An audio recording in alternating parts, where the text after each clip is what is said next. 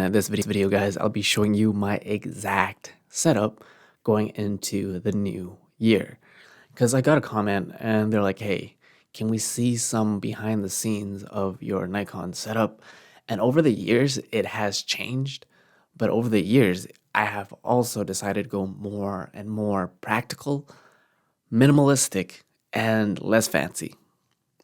So when it comes to having all of your own gear, one of the basics is it doesn't matter, it's the same thing. I have it in my free camera guide, is the Trinity. We have your visual, the video, which I'm going to break down in a bit. You have your audio, and then you have your lighting. So let's get into the actual video itself. I'm using my one and only Nikon Z30, as y'all can see, just mounted on a Pixie Evo tripod, mini tripod, as well as all the things I mentioned will be in the description below. And then for the lens, just for this video, test it out, change it up, see how it looks. I'm using the Nikon F-Z, which allows me to use my older Nikon glass. I'm using the Sigma 2.8, good old 17 to 50. As you can see, it's a little bit more wider in comparison to the kit lens on this guy. But as you can hear, a little bit of autofocus noise, but since I'm not moving around, it shouldn't be a huge issue. So that's mostly for the visual portion. When it comes to the next source let's talk about audio. So initially I had the Rode Video Micro right here. And I had it initially on top, which is, you call it a shotgun microphone. But because it was a little further than I initially expected, the quality wasn't as great. And, it had a lot of pop issues, which is why I then upgraded to the Blue Yeti USB microphone, which is one of the best budget microphones, I think, in the game.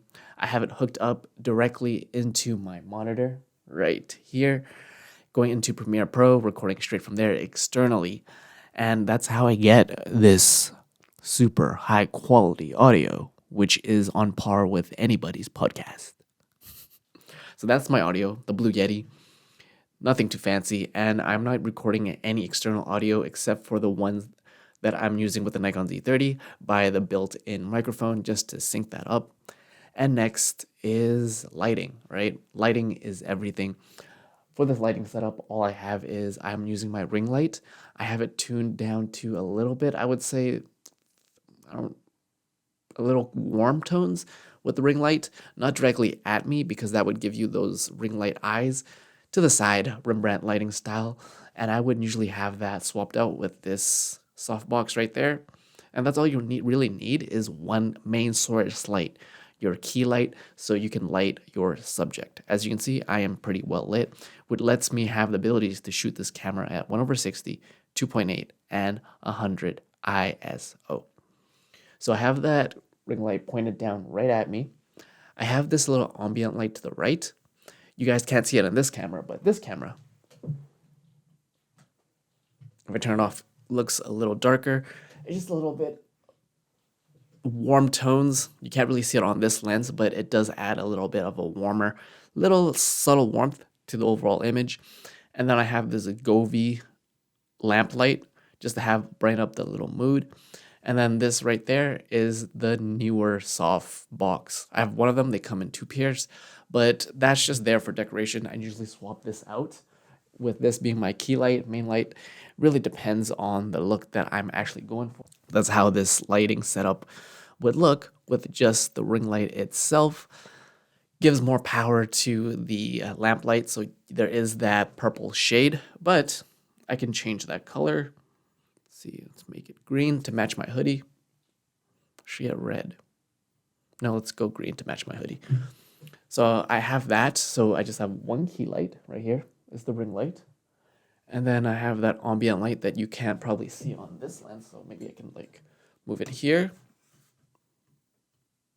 As you can see, it's almost like a fill light, just a subtle fill light. Right there. Move that a little closer. And this is my setup now, going to my new little office studio for my YouTube videos.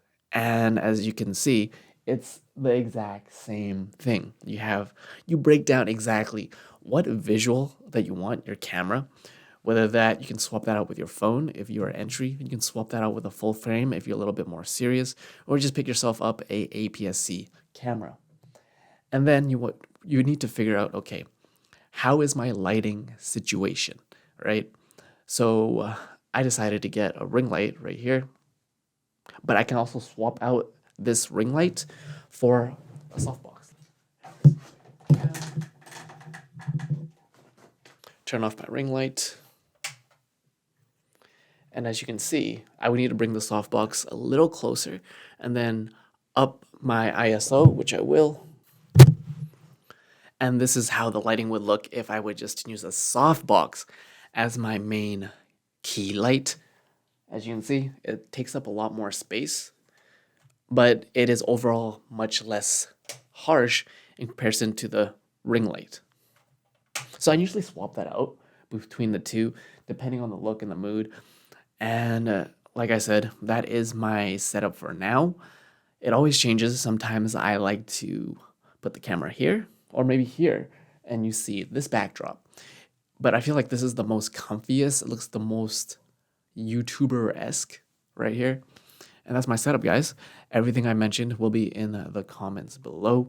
Every product I mentioned, as well as the free camera guide to help you figure out what exactly do you need to start creating content. Don't get too focused on getting the best setup. Focus on the content and then reverse engineer from there. I hope that helps. My name is Peter. You're watching Broke Visionary Collective. And we all start with nothing, but you can always create something. Cheers, guys.